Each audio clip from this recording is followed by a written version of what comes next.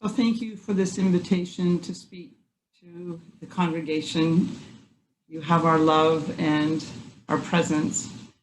I have been called, and I was called to serve, and today I'm called to serve 62 veterans, 40 hours a week.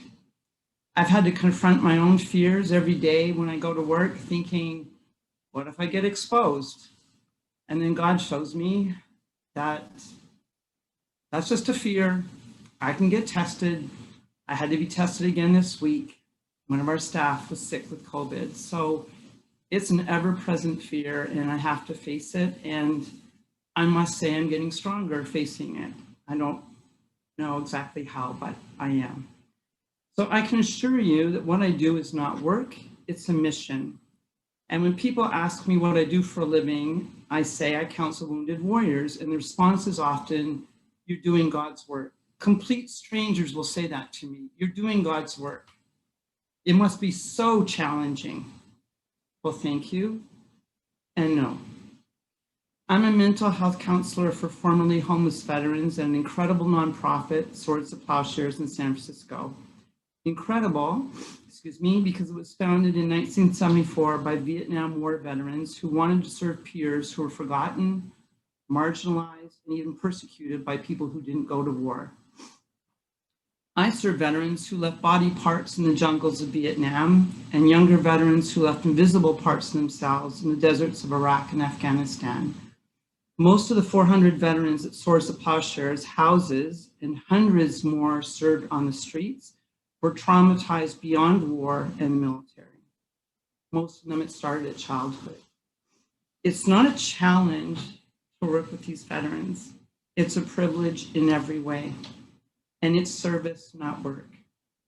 Serving means this: honoring veterans' pain and holding it. I began as an accidental counselor because, as many of you know already, I became a rehabilitation counselor to help wounded warriors. I wanted to help as I had been helped by American servicemen and women who saved my life after I was almost killed in an IED attack in Afghanistan. But somewhere between grad school in San Francisco and working with wounded returnees from Iraq and Afghanistan wars at Joint Base Lewis McChord, I became an intentional counselor. In 4 years on base, I learned firsthand the deepest war wounds aren't visible, yet they hold the most enduring suffering. Then United Church at University Place called, something about service.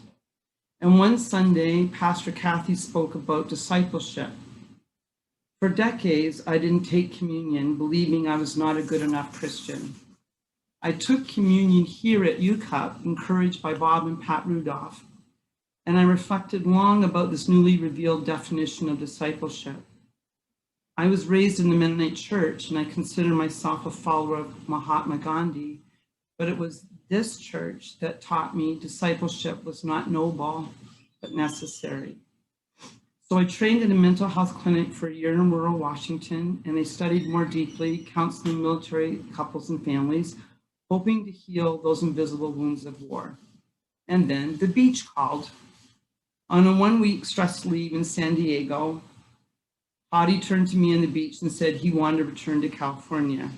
And I couldn't imagine returning to the state where just paying rent meant giving more than half your salary to a landlord. I said I would only return if I could land a job within a month.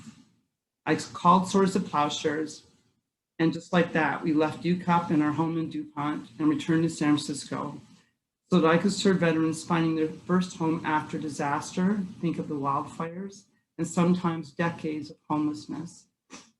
On these streets, I've witnessed the degradation of poverty and addiction and hopelessness day after day. But I also witness hope every day. It's in the tears of a man who can finally name the terror of being assaulted by fellow soldiers. It's in the hug of the veteran pre-COVID who won a long overdue disability pension because Swords to Plowshares lawyers fought for her service injuries to be recognized. And it's in the laughter of veterans who ask me almost every day how I have so much energy for their needs. How? As Jesus and Gandhi taught, be the light you wish to see in the world. I try to be that light, however humbly I can, with every veteran who asks. How could I not? Thank you, dear ones, for this opportunity to be with you every Sunday. It's such a blessing to hear all of you, to hear Angie and Judy and Dawn, all of you who've spoken about your service. I don't know when I was called. Hadi and I have tried to pinpoint the moment when I said, that's it. I'll just give up journalism and I'll go and be a counselor, whatever they do. We don't know when it happened. God didn't wake me up in the middle of the night. It just happened. So it's a calling, it's a privilege, it's an honor, and it's a joy, despite the fears and all the things that can happen along the way. It's just a joy.